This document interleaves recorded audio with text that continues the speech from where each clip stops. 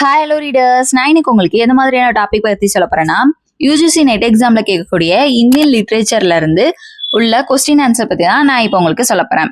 First question என்ன அப்படின்னா, which work could be called the first autobiography written in English.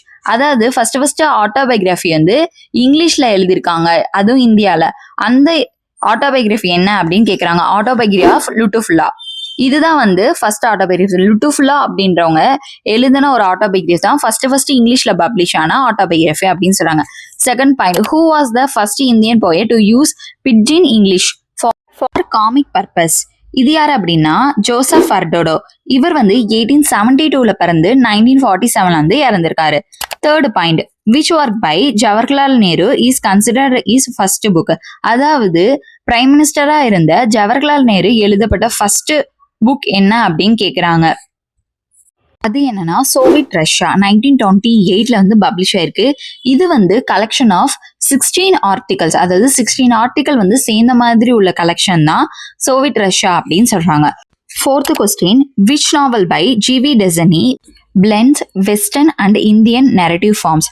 அதாவது இதுல வந்து ஜிவி டெசனி வந்து என்ன சொல்லியிருக்காங்க அப்படின்னா, பிளெண்ட் பண்ணி எழுதியிருக்காங்க வெஸ்டர்னையும் அண்ட் வந்து இந்தியன் நெரேட்டிவும். அதாவது வெஸ்டர்ன் ஸ்டைல் வந்து சட்ட ஹியூமர் அதையும் ஆட் பண்ணியிருக்காரு.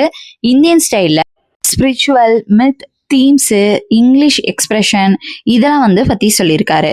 அது என்ன அப்படின்னா ஆல் அபவுட் ஹச்சேட்டர் 1948ல வந்து பப்ளிஷ் ஆயிருக்கு.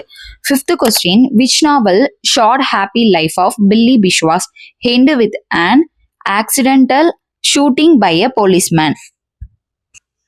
இது எந்த நாவல் அப்படின்னா the strange case of Billy Biswas 1971ல பப்ளிஷ் ஆயிருக்கு. இது யாரு அப்படின்னா அருண் ஜோஷி அப்படிங்கிறத எழுதியிருக்காங்க.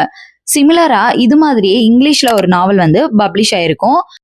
அது என்ன நாவல் அப்படின்னா the strange case of doctor Jekyll and mister ID.